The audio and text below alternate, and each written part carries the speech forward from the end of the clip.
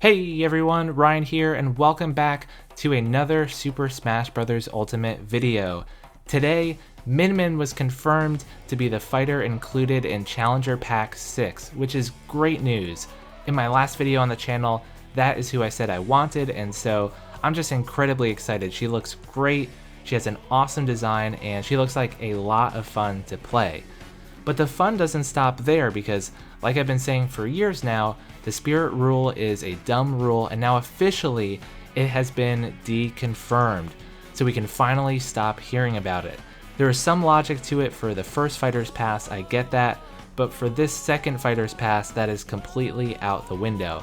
I'm assuming Min Min may get a separate fighter spirit when she's added to the game, like with Lucas and Mewtwo's trophies in the previous title, but they could also just convert her current spirit into the fighter spirit, so we shall see about that. Either way, spirits can absolutely 100% become fighters in this Fighter's Pass, and beyond if there's more. So does this set a possible precedent for every character of this Fighter's Pass to be a spirit upgrade? Characters who Nintendo has already recognized are important, and they want to please the fans who want them upgraded to playable status. But let's just have a little bit of fun for a moment. This could mean that Shantae, Geno, Rayman, Dixie Kong, Akira from Astral Chain, all of those characters could be coming this time around, which would be just incredible. So not only that, but the fact that Springman and Ribbon Girl as the mascots of the franchise were skipped over may suggest that assist trophies and possibly Mii costumes are not getting in as playable fighters. Now, I know they said there are no main protagonists in ARMS, but Springman and Ribbon Girl are on the box art, so they are considered mascots who are usually the first to get into the game. So there is some precedent here that assist trophies and maybe even Mii costumes may not be getting any sort of additional upgrades beyond their current status. That being said, I know there are Mii costumes for Chrom and K. Rool and a bunch of other playable characters, so that part is definitely not set in stone. If we take a look at Min Min's spirit board, it includes old spirits. We have Springman, Ribbon Girl, Ninjara, and Twintail. It also introduces new spirits like Master Mummy, Mechanica, Bite and Bark, Kid Cobra, and you can just barely make out what is Helix's art there with the top of his head and his hair.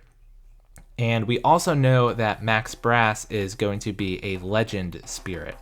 So for people like Shantae, you could have Risky Boots on the board, her already existent spirit, and then add some additional characters like Roddy Tops, Sky, Uncle Mimic, and maybe some of the new half genies from Seven Sirens.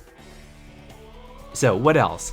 Sakurai took time to talk about something that we've known for a little while now, that owning DLC Mii costumes changes already existing spirit battles. The same will be true for Min Min's spirit battle.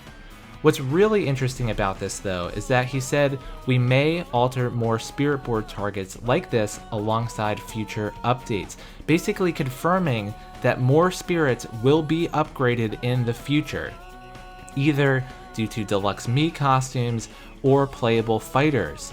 As we've said before, Shantae does not translate well to a deluxe Mii fighter at all. Even though all of them so far have been Western third parties, Shantae would not make sense at all. She wouldn't have her transformations, she wouldn't have her signature hair whip, it just wouldn't work. So the only reasonable outcomes for her at this point is that she doesn't get in at all, or she will be a playable fighter. I don't think there's any middle ground that's possible at this point.